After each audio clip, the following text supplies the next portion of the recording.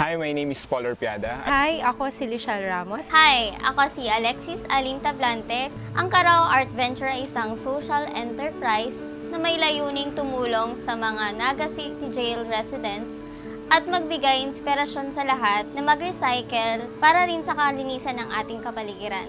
Sa The Rock Pet Project, kasama namin ang mga women inmates sa paggawa ng mga novelty at souvenir items. Gamit namin ang mga lumang gamit katulad ng basahan, posters, at mga botones. At kung ano-ano pang mga bagay na pwedeng gamitin para maging isang magandang produkto.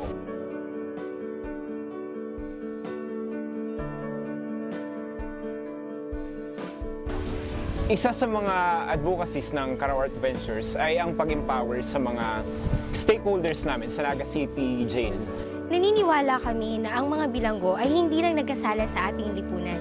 Sa likod nito, sila rin ay mga produktibong tao na maaaring makaambag sa ating ikauunlad sa pamamagitan ng paggamit ng kanilang talento, talino, oras at galing sa maayos na paraan.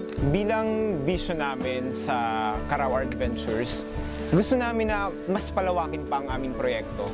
Nais rin namin makapagbahagi ng inspirasyon, motibasyon at pag-asa sa lahat, lalo na sa mga parte ng aming social enterprise. At marami pa kaming matulungan, hindi lang yung mga residents sa Naga City Jail, kundi yung mga nakatira halimbawa sa mga malalayong lugar dito sa Pilipinas. Sa pamamagitan ng makabagong teknolohiya, mas matutulungan ang aming mga stakeholders na mapadali ang production process. Kami ay naghahangad na sa kinabukasan, hindi lang kami makaambag sa pang-ekonomiyang aspeto sa ating lipunan. Bukod pa dito, kami ay nangangarap na mas marami pang tao ang mabigyan ng inspirasyon na sa ating sarili at maliit na paraan, kaya nating makapag-ambag sa pagbabago ng ating lipunan. Made from rods filled with love. The Rock Pet Project by Carao Art Ventures.